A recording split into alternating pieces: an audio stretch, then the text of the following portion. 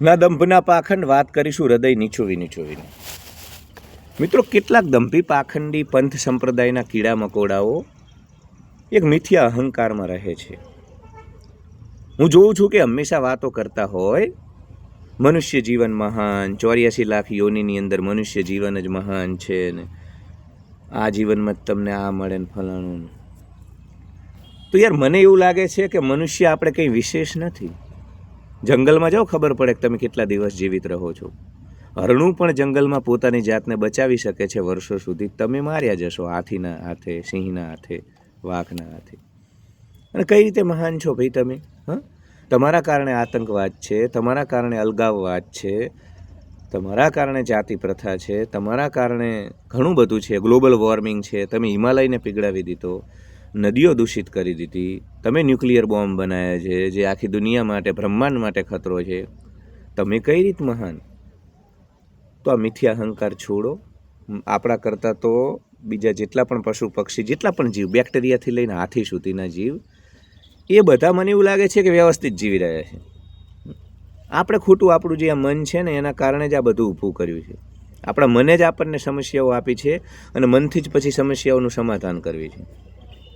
તમે ક્યારેય સાંભળ્યું કે કોઈ ગધાડાએ કોઈ ગામની અંદર ટૂંપો ખાઈ અને જીવન ટૂંકાવી દીધું?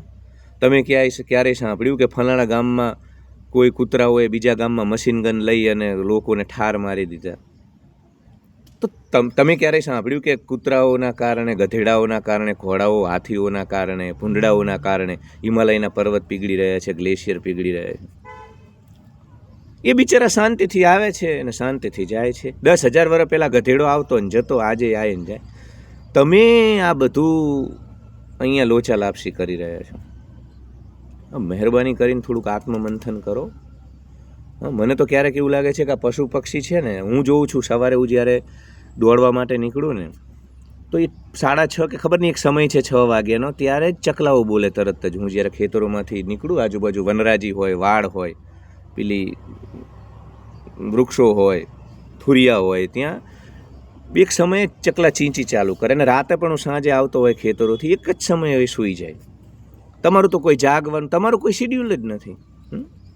સંભોગ સંવર્ણનની એમની ઋતુ હોય. ભાદરવા મહિનામાં જ તમને શ્વાન જુઓ તો એ સંભોગ કરતા હોય, શારીરિક ગુણધર્મોનું વહન કરતા હોય. દરેક પશુ, તમારી એ પણ સિઝન નથી. 365 દાડા 24 દિવસ મંડ્યા. આ દેશમાં 150 કરોડ લોકો તમારા કારણે. હવે તો ક્યાંય કીડિયારા ઉભરાય, પગ મૂકવાની જગ્યા નથી. એટલે એ બધા મને એવું લાગે છે કે એક જે અસ્તિત્વ, પ્રકૃતિની એક જે ટ્યુન છે, એક જે હાર્મની છે, એક અહીંયા જે એક જે ધારા છે, પ્રકૃતિની, અસ્તિત્વની, જીવનની એક ધારા છે, એની અંદર એ લોકો જીવે છે. એ મુજબ જ જીવે છે. સાચું એ લોકો જીવે છે. મને એવું લાગે છે કે સાચું એ જીવે છે, આપણે નહીં. આપણે તો બધું સૂવાનો, ઉઠવાનો, ભોજન બધું બગાડી દીધું છે. આપણે કઈ રીતે મહાન છીએ? તો મને એવું લાગે છે કે આપણે બીજા જીવની જેમ આહાર, નિંદ્રા, ભય, મૈથુનના સ્તરે જીવવું જોઈએ. મારા ગુરુએ મને ઋષિકેશમાં કીધું હતું. મેં કહ્યું કે હું કાલે ગુજરાત જાઉં છું, કશુંક શીખવાડો, કશીક શીખ આપો, કંઈક મને મતલબ તમે કહો કે કઈ રીતે આગળનું જીવન. મને કે કૌશિક 6 મહિના સુધી એક પ્રયોગ કર. ભૂખ લાગે તો ખાઈ લેવાનું, ઊંઘ આવે તો સૂઈ જવાનું, અને સંભોગની ઈચ્છા થાય, આહાર, નિંદ્રા, ભય, મૈથુનની ઈચ્છા થાય તો કરી લેવાનું. આના સિવાય કંઈ વિચારીશ જ નહીં. આટલું જ જીવન બનાય. તું 6 મહિના છોડ, 15 દાડા જીવ. તને થશે કે સાલું જીવન પોતાના મૂળ સ્વરૂપે તો બહુ વ્યવસ્થિત છે, આનંદ સ્વરૂપ છે, શાંતિ સુકૂન જ છે.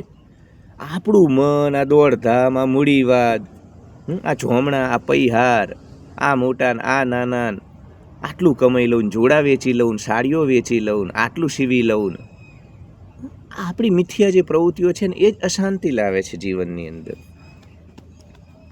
એટલે મને એવું લાગે છે કે આસપાસ જે આપણા સિવાયના જીવો છે ને, બેક્ટેરિયાથી લઈને હાથી, જીરાફ સુધીના, એ બધા યોગ્ય જીવી રહ્યા છે. આપણે ઉલટાનું આ બધી મુસીબતો પેદા કરી છે. આપણા કારણે પૃથ્વી ખતરામાં છે. મનુષ્યોને પોતાની જીવનને ખલાસ કરવું પડે છે. મનુષ્યો આપઘાત કરે છે. કોઈ ભૂંડડા તો તમે કઈ રીતે શ્રેષ્ઠ ભાઈ? તમે જીવી નથી શકતા, તમારા જીવનનો અંત કરી દો, એટલી સમજણ નથી, એટલો તણાવ છે, ડિપ્રેશન છે તમારામાં. તમારા કરતાં તો મેં કહ્યું ને, કોઈ છાપામાં એવું આવ્યું કે ફલાણા ગામમાં, વડોદરાની અંદર ગધાડાએ જીવન ટૂંકાયું, વડોદરા, સુરતની અંદર ગધાડાએ વખ ઘોડ્યું, ઝેર પીને જીવનનો અંત આણ્યો. ક્યારેય નહીં આવા સમાચાર આવે.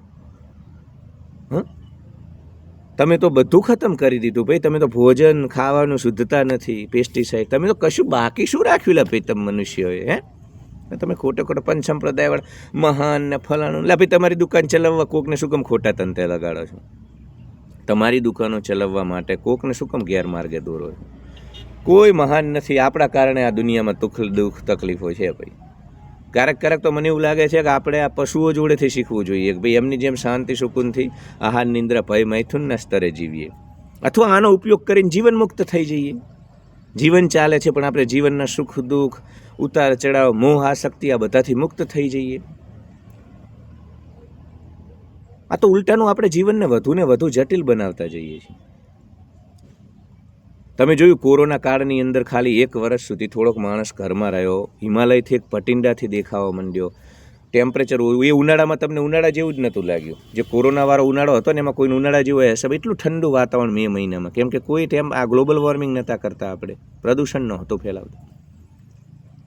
તો યાર મિથ્યા અહંકાર છોડો. આપણે કંઈ મહાન નથી. આપણે 1 વર્ષ પછી ચાલતા શીખીએ છીએ, બીજા પશુ પક્ષી તો ચાલતા પણ તરત જ થોડીક કલાકોમાં. તો આપણે બહુ કમજોર છીએ અને આપણે બહુ અહીંયા ભસડ મચાવી છે. આપણે બહુ આ બ્રહ્માંડને, પૃથ્વીને આપણે ડેમેજ કરવામાં, નકારાત્મક ઉર્જા પણ આપણે જ પેદા કરી. સસલા, હરણા બધા બચારા એક પ્રકૃતિનું જે નિયમ છે એ મુજબ જીવે છે. આપણે દરેક વાતની અંદર આ જીવનને અહીંયા ખૂબ જટિલ બનાવી દીધું. એટલે વહાલા મિત્રો, હું તો તમને ટાસ્ક આપીશ જેમ મારા ગુરુએ મને ઋષિકેશમાં આપ્યો હતો કે બેટા 1 અઠવાડિયા સુધી શાંતિ સુકૂનથી જીવવાનું ચાલુ કર. એ રીતે હું તમને ટાસ્ક આપું છું કે 1 અઠવાડિયા સુધી કમસે કમ ભૂખ લાગે તો ખાઈ લો, ઊંઘ આવે તો સૂઈ જાઓ. અને સંસારમાં છો તો સંભોગની ઈચ્છા થાય, મૈથુનની તો સ્ત્રી સંગ કરી લો, સારી ગુણધર્મોનું વહન કરી લો.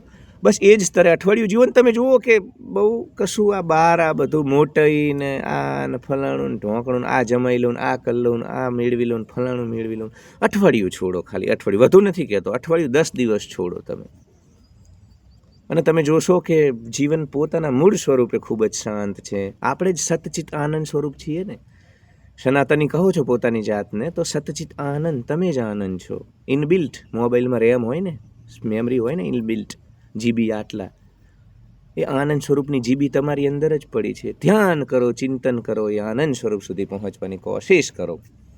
કેમ કે સ્વયં સુખનો સાગર નાના નાના સુખો પાછળ, સ્વયં સુખનો સમુદ્ર નાના નાના કૂવાઓમાં સુખ શોધવા જાય છે, દુઃખને પ્રાપ્ત કરે છે, મોહ આસક્તિને પ્રાપ્ત કરે છે, અને આખી એ દુનિયામાં કોઈ જીવને શાંતિથી આપણે નથી જીવવા દેતા. Love you all. Like, share and subscribe. Hype my video, comment, counselling call લઈ શકો છો. જીવનની કોઈ પણ સમસ્યા વિશે મારી સાથે વાત કરી શકો છો. ડિસ્ક્રિપ્શનમાં મેલ આઈડી છે. બાકીના જે લોકો મને આર્થિક સહયોગ કરે છે યુપીઆઈ આઈડીમાં, એમના પ્રત્યે કૃતજ્ઞતા વ્યક્ત કરું છું.